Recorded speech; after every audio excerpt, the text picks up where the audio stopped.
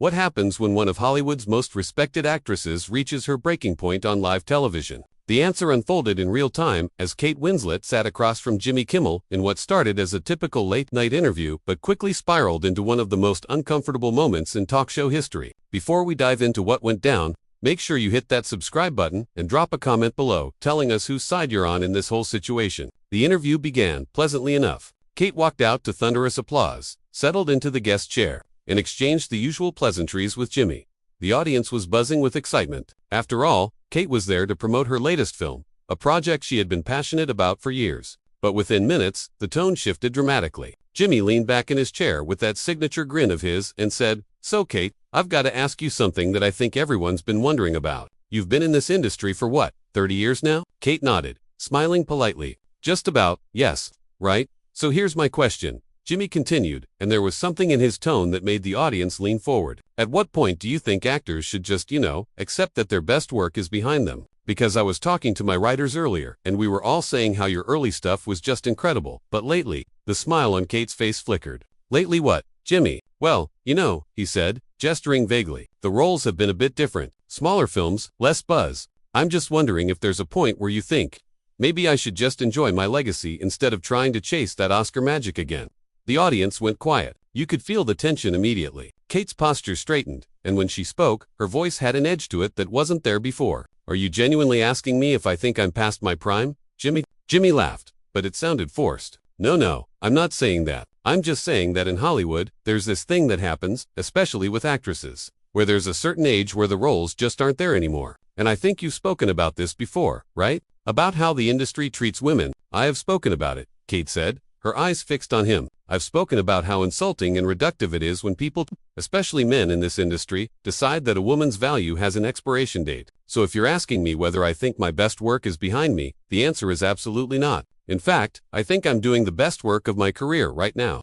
Jimmy shifted in his seat. Sure, but you've got to admit that the landscape has changed. There are so many incredible young actresses coming up, bringing fresh energy. Don't you ever feel like maybe it's their time now?" Kate's jaw tightened. "Their time? Jimmy, this isn't a relay race where I need to pass a baton. There's room for everyone. The fact that you're even framing it this way is exactly the problem. Would you ask Robert De Niro if he thinks it's time to step aside for younger actors? Would you ask Tom Hanks if his best performances are in the rearview mirror?" "Well, I might," Jimmy said defensively. "I mean, it's a fair question about anyone's career trajectory. Except you're not asking anyone else." Kate shot back. "You're asking me, and I think we both know why." The audience was completely silent now. Some people looked uncomfortable. Others were clearly engaged by the confrontation unfolding before them. Jimmy tried to laugh it off, looking to the audience for support, but the response was muted. "Kate, come on. I think you're reading too much into this," he said. "I'm just making conversation here. This is what we do on talk shows. We ask questions. We have fun. Is this your idea of fun?"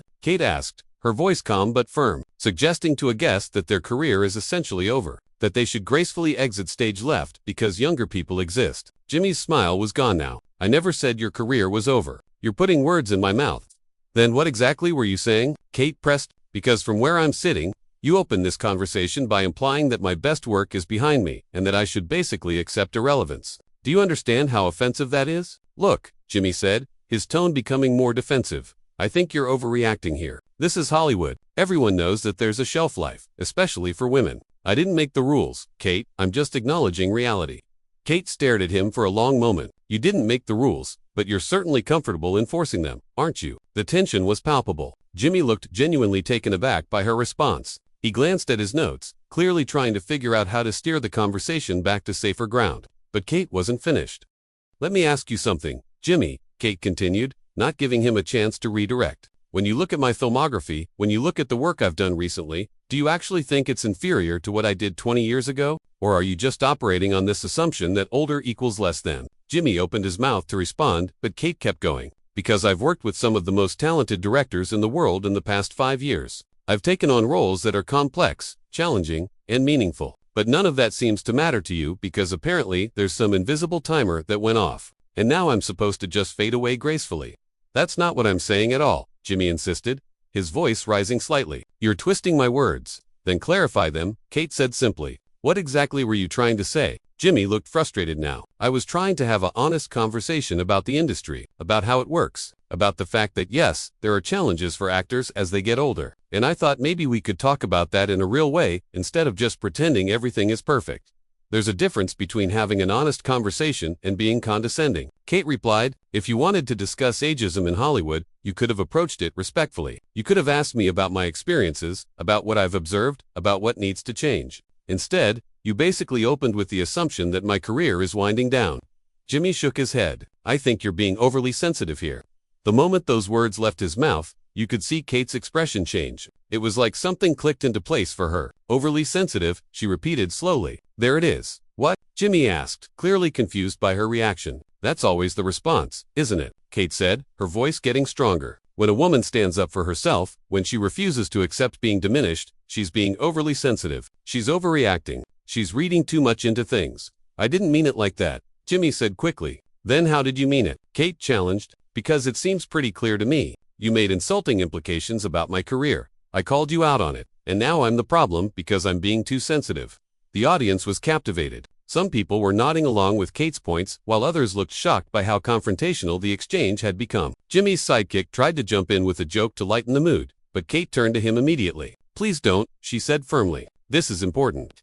Jimmy rubbed his face with his hands. Kate, I really think we've gotten off track here. Can we just take a breath and maybe talk about your new film? That's why you're here, right? Is it? Kate asked. Because it seems like I'm here so you can make cheap shots about my age and career while disguising it as banter. They're not cheap shots, Jimmy protested. I was asking legitimate questions. Legitimate questions, Kate echoed. Okay, let me ask you a legitimate question then. How old are you, Jimmy? He looked surprised. I'm 56, Kate repeated. And in all your years doing this show, how many times has someone asked you if you think your best work is behind you? How many times has someone suggested that maybe it's time for you to step aside for younger, fresher hosts? Jimmy didn't answer. Kate continued. I'm going to guess never. Because men don't get asked those questions. Men get to age gracefully, get to be called distinguished, get to work well into their 70s and 80s without anyone questioning whether they still have something valuable to offer. But women, we get maybe a 15-year window where we're considered viable, and then people like you start with the subtle suggestions that our time is up. That's not fair, Jimmy said. I've had plenty of older women on this show, and I've never treated them badly. Haven't you? Kate asked. Or have you just been so used to this being acceptable that you don't even recognize when you're doing it? Jimmy looked genuinely uncomfortable now. He glanced at his producers off camera, clearly hoping for some kind of guidance. But Kate wasn't letting him off the hook. Here's what's really frustrating. Jimmy, she said, leaning forward. I actually respect you. I've watched your show. I've laughed at your bits. I think you can be genuinely funny and insightful. But right now, you're perpetuating the exact same toxic nonsense that makes this industry so difficult for women. And the worst part is, you don't even seem to realize you're doing it. I think you're being really unfair right now, Jimmy said, his tone hardening. I invited you here to promote your film, to have a good conversation, and you've turned this into an attack on me. Kate let out a short laugh. An attack on you, Jimmy? You literally opened this interview by suggesting my best work is behind me. How is me defending myself an attack? Because you're making me out to be some kind of villain when all I did was ask a question. Jimmy fired back. Maybe the reason you're so defensive is because there's some truth to what I was getting at. The audience gasped. Even Jimmy seemed to realize immediately that he'd gone too far. Kate stared at him, and for a moment, she looked genuinely hurt. Then her expression hardened. Wow, Kate said quietly, but her voice carried clearly through the studio. So now we're at the part where you double down, where instead of acknowledging that maybe you approached this poorly, you're going to suggest that I'm defensive because deep down I know you're right. Jimmy held up his hands. I'm just saying that maybe there's a reason this struck such a nerve with you. Of course it struck a nerve, Kate said, her voice rising. Do you have any idea what it's like to constantly have to prove your worth? To know that no matter how good you are, no matter how hard you work, there's always going to be someone ready to tell you that your time is running out. I've won awards. I've given performances I'm incredibly proud of, and yet I still have to sit here and listen to you insinuate that I'm past my prime. I never said you were past your prime, Jimmy argued, but his voice lacked conviction now. You didn't have to say it explicitly, Kate countered. That's the insidious part about this kind of bias. It's all subtext and implication. It's the way you framed the question, the way you talked about younger actresses having their time, the way you suggested I should just enjoy my legacy. It all adds up to the same message. You're old, you're done. Make room for someone else. Jimmy looked at the audience, then back at Kate. I think you're projecting a lot onto what was meant to be a simple question about career longevity. Career longevity, Kate repeated with a bitter laugh. Is that what we're calling it now? Jimmy, let me be crystal clear with you. I'm not done. I'm not slowing down. I'm not ready to be put out to pasture. I have stories I want to tell, characters I want to play, and work I want to do, and I don't need your permission, or anyone else's, to continue my career." "Nobody said you needed permission," Jimmy shot back, clearly getting defensive himself now. "But you can't expect me to just pretend like age isn't a factor in this industry. It is, for everyone. But it's not the same for everyone," Kate insisted. "That's the entire point. Male actors get to be leading men well into their 60s and 70s. They get paired with actresses half their age, and nobody bats an eye. But if a woman dares to continue working past 40, suddenly everyone's questioning whether she's still relevant." Jimmy sighed heavily. "Look, I get that there's a double standard. I'm not denying that. But what do you want me to do about it? I'm just a talk show host trying to have conversations with my guests." "You could start by examining your own biases," Kate said. "You could think about the questions you ask and who you ask them to. You could use your platform to challenge these stereotypes instead of reinforcing them." "I do challenge stereotypes," Jimmy protested. "I've had all kinds of conversations about these issues on this show." "Have you?" Kate asked. "Or do you just pay lip service to the idea of equality while still operating within the same old patterns?" The audience was completely split now. You could hear murmurs of agreement and disagreement rippling through the crowd. Jimmy looked exhausted, like he couldn't believe this interview had gone so far off the rails. "Kate, honestly, I think we need to just agree to disagree here," he said. "We're clearly not going to see eye to eye on this." "That's your solution?" Kate asked incredulously. "Just agree to disagree." "Jimmy, this isn't a matter of opinion. This is about respect and equity. You don't get to dismiss this by saying we have different perspectives." "I'm not dismissing anything," Jimmy said, his patience clearly wearing thin. "But I also don't think it's productive to keep going in circles like this. You've made your point. Everyone heard you. Can we please just move on?" Kate shook her head slowly. "That's always how it goes, isn't it? Women are told to make their point and then move on.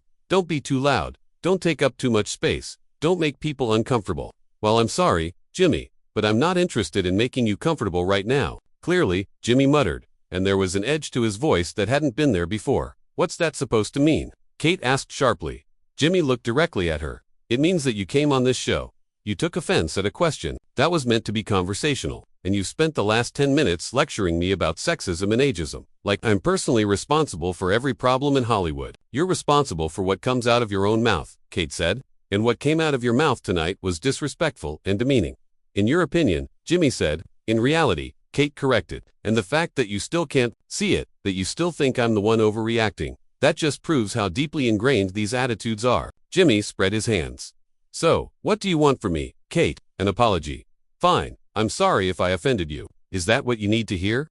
The if hung in the air between them, and Kate's expression said everything about how she felt about that nan apology. "An apology that includes the word if isn't an apology at all," she said coldly. "It's just another way of saying that you don't actually think you did anything wrong. But you're willing to go through the motions if it'll make me stop talking." "That's not what I meant," Jimmy said, but even he didn't sound convinced. Kate stood up from her chair. The audience gasped. Jimmy looked genuinely shocked.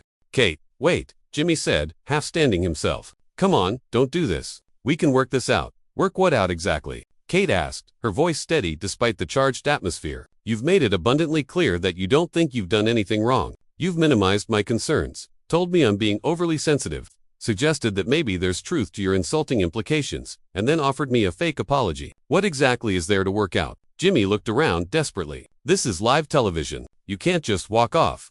"Watch me," Kate said simply, but she didn't move yet. Instead, she turned to face the audience directly. "I want to say something to everyone watching. When someone disrespects you, when someone diminishes your value or your work, you don't have to sit there and take it just because it's expected. You don't have to smile and play along because it's more comfortable for everyone else. Sometimes the most important thing you can do is stand up and say, 'This isn't okay.'"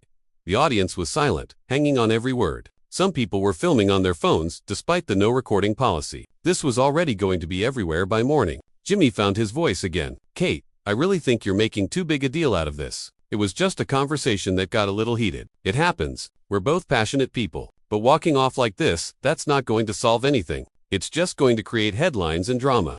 Kate turned back to him. "You think I care about headlines right now? Jimmy, you spent this entire interview treating me like I'm past my expiration date. And when I called you out on it, you made it my problem. You made me the unreasonable one. And now you're trying to frame my decision to leave as dramatic rather than acknowledging that maybe, just maybe, you created a situation where I no longer feel respected enough to stay."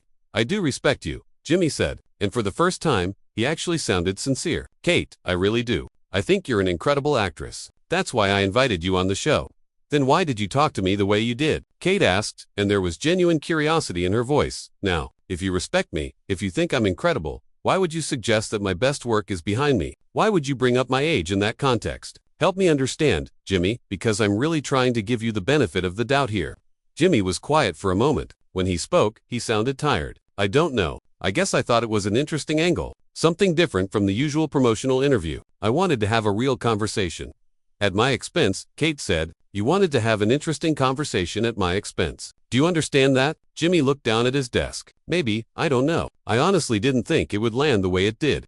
"That's the problem though," Kate said, and her voice was gentler now, but no less firm. "You didn't think about how it would land. You didn't consider what it might feel like for me to have to defend my relevance on national television. You just went for what you thought would make for good television." "I made a mistake," Jimmy said quietly. "Is that what you want to hear? I made a mistake. I should have approached this differently."